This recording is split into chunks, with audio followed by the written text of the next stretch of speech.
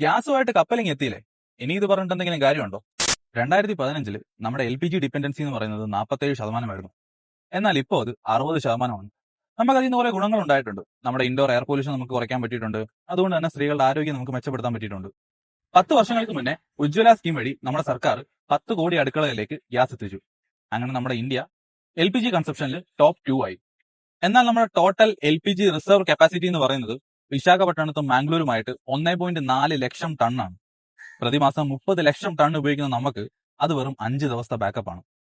Crude ഓയിലിന് നമുക്ക് 18 ദിവസത്തെ backup ഉണ്ട്. പെട്രോളിനും ഡീസലിനും നമുക്ക് 20 ദിവസത്തെ ബാക്കപ്പ് ഉണ്ട്. ഈ ഒരു പ്രശ്നം നമുക്ക് മുൻകൂട്ടി കാണാൻ പറ്റുമായിരുന്നു. 2025 ജനീവ ന്യൂക്ലിയർ ടാക്സ് ഫെയിൽ ആയതും അതേ തുടർന്നുണ്ടായ അറ്റാക്കും ഒരു ഇൻഡിക്കേറ്റർ ആയിരുന്നു. നവംബറിൽ ഇറാൻ സ്ട്രൈറ്റ് ഓഫ് ഹോർമോസ് വഴിയുള്ള കപ്പലുകളുടെ ട്രാൻസിറ്റ് റെഡ്യൂസ് ചെയ്തപ്പോഴും നമ്മൾ കരുതിയിരിക്കണമായിരുന്നു. ഫെബ്രുവരി പകുതിയോടുകൂടി തന്നെ ഇറാനും സൗദിയും പോലുള്ള രാജ്യങ്ങൾ അവരുടെ ഓയിൽ റിസർവ് കാലിയാക്കി. ഷിപ്പുകളുടെ ഇൻഷുറൻസ് പ്രീമിയം 0.25 നിന്നും 0.5 ഉയർത്തിയിരുന്നു. നമ്മളിവിടെ ആകെ ചെയ്തത് യുഎസുമായി 2.2 മില്യൺ ടൺസിന്റെ ഒരു കോൺട്രാക്ട് സൈൻ ചെയ്യുകയായിരുന്നു. പക്ഷെ നമ്മുടെ ആനുവൽ ഉപയോഗത്തിന്റെ ഏകദേശം 10% മാത്രമാണത്. ബാക്കി 90% നമ്മൾ ഈ സ്ട്രേറ്റ് ഓഫ് ഹോർമസിനെ തന്നെയായിരുന്നു ആശ്രയിച്ചിരുന്നത്. 3 മാസത്തെ വിൻഡോ നമ്മുടെ മുന്നിൽ ഉണ്ടായിട്ടും നമ്മളൊരു സ്ട്രാറ്റജി ക്രിയേറ്റ് ചെയ്യാനോ പുതിയ റൂട്ടുകൾ കണ്ടെത്താനോ ശ്രമിച്ചില്ല.